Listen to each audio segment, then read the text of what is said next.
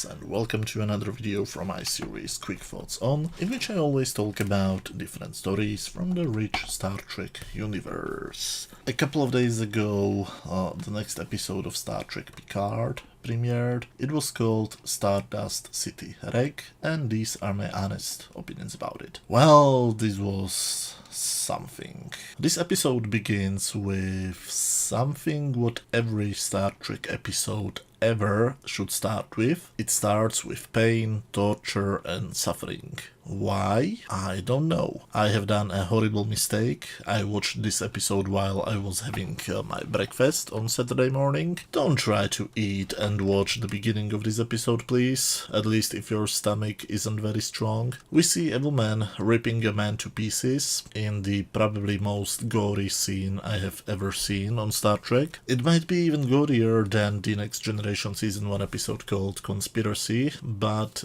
that one sequence was fascinating. This one is just disgusting. After we see an eye being ripped out of the man's socket, I was thinking my standard question: why?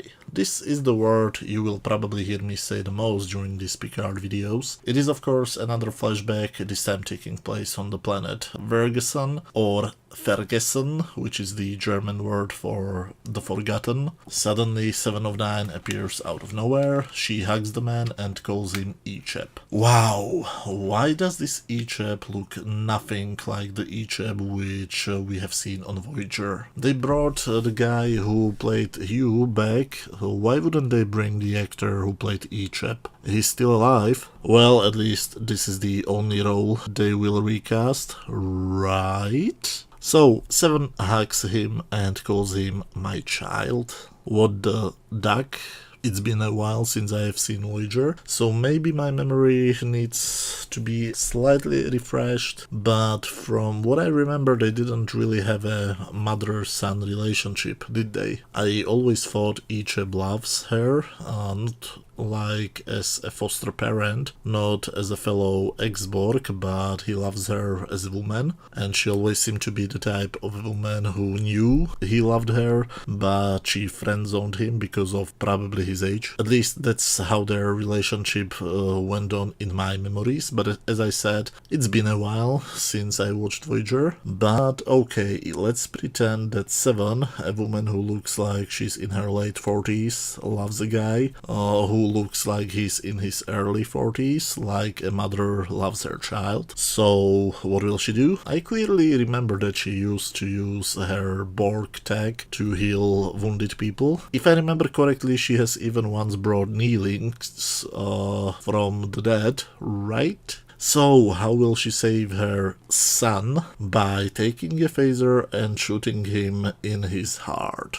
Huh, that's a weird way how to save your son, lady. I have a hard time accepting that the woman who used to save her crewmates kills somebody who she holds close to her heart. So why is this whole sequence in the episode? It doesn't seem to move the plot forward, it's not necessary to tell the story, it's not really necessary to explain her motivation later in the story, and it's kind of disgusting. So why is it in the episode? Because DQ, that's why, is not a valid reason, at least for me. We move forward to present time, where Seven and Picard finally talk in his holographic recreation of his chateau, and of course she's a woman, which means she talks down to Picard, just like every other woman on this show, and she drinks bourbon. Why?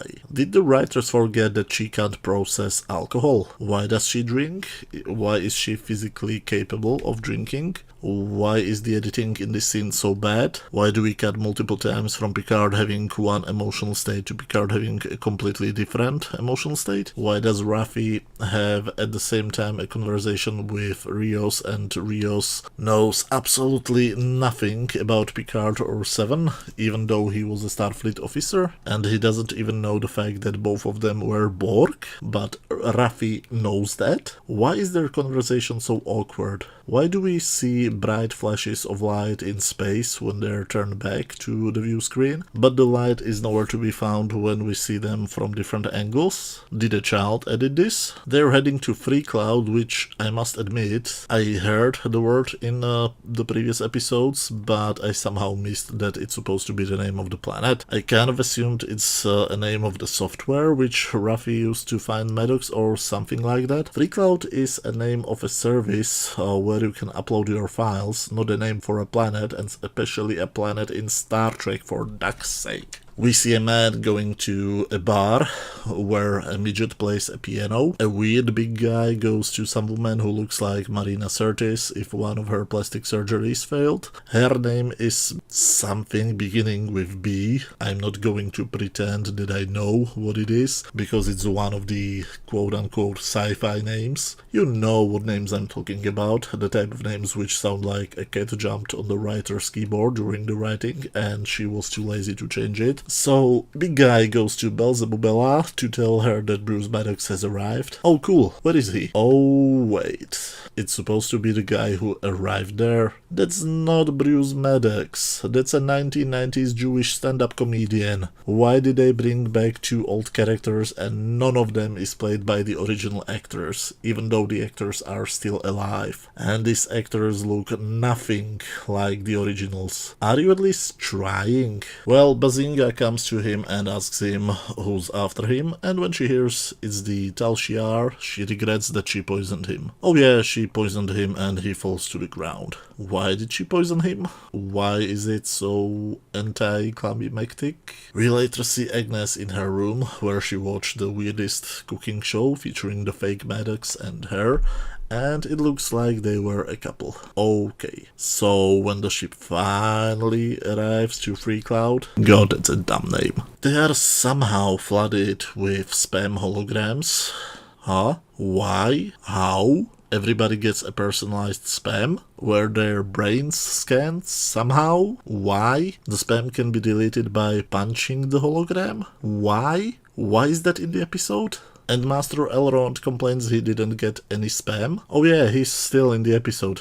Oh, do you remember how badass he was in the last episode? Why was he changed to an unfunny comic relief? Couldn't he at least sometimes say something funny? They beam down and we get another horribly edited segment where we have two scenes with the same people and the editor cuts between the two of them. Why? Did they think it looks more artsy? Because no, it looks like it was edited by somebody who doesn't know jack shit about editing. So basically they get dressed up as idiots. Rios gets dressed up like a space pimp, Elrond dresses up like a 20th century human, and Picard dresses up like a cartoon villain, complete with a fake French accent and an eye patch. This would be great if this was a Star Trek parody, but this is supposed to be Star Trek, the real thing. They are supposed to meet a reptilian alien, but unfortunately it's just the big fat guy. I was hoping for some wonderful makeup, but instead we get a fat guy in a weird Halloween costume. So the plan is that they will swap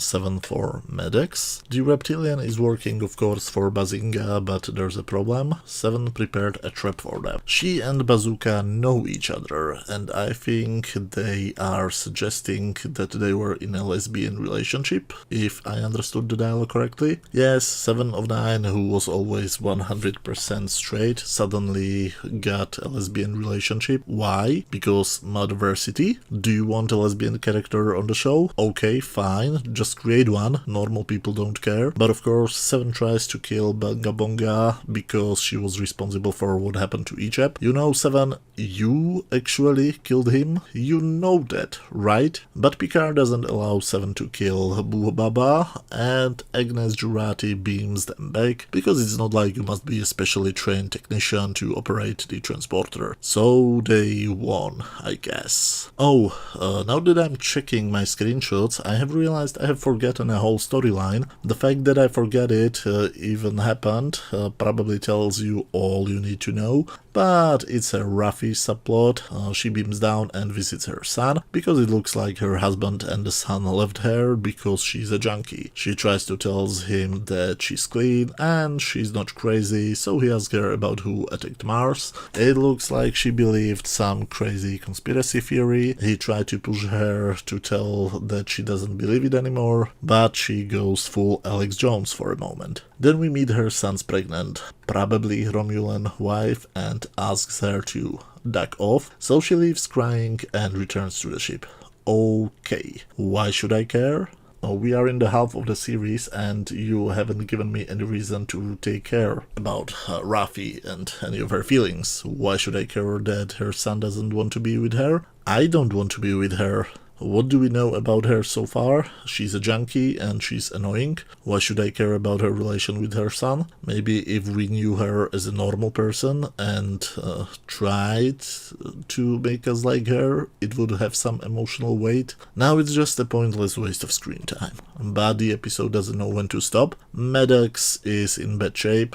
Wait, wasn't he poisoned in the beginning of the episode? Why is he still alive? He tells Picard what we already know, that he created the two robot girls, Dash and Soji is working on a Borg cube. How did she get there? Or how did he get her there? Is it a unified project by Romulans and the Federation? Are they again friends? Anyway, Agnes tells him basically that she loves him and then she kills him. Yes, the gentlewoman who at the beginning of the episode wasn't able to punch a hologram now kills a man who she loves because they have shown her what will happen. So the reason why we were on a mission for the previous 5 episodes was to rescue Maddox, and Maddox is now dead. So we can go home now, right? Oh crap, I guess the second half of the show will be on the Borg cube. Oh, and you wanna know what happens to Seven and Bazinga? Seven takes 2 phasers, beams back to Space Vegas and goes full postal. She kills everybody there and she vaporizes Bazooka, because this is the 7 of 9 we all know and love, and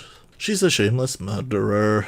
Help us, Rick Berman, you are our only hope. I miss the times when I had a good feeling after I finished watching a Star Trek episode. I haven't had a good time watching new Star Trek since 2005. The writing is one of the worst so far, which is weird, since this was written by Kirsten Beyer, who everybody says is a good writer, but absolutely every single episode she wrote for Discovery or this sucked. The editing is awful. The continuity mistakes are as bad as always. Picard is the punching bag for every woman we encounter. Elrond is a parody of the character from the previous episode. Rios is a bumbling idiot unlike the previous episodes. Raf is just a junkie, a bad mother and a conspiracy theorist who insults Picard whenever she can. And Agnes Jurati is a murderer. These are our heroes, ladies and gentlemen.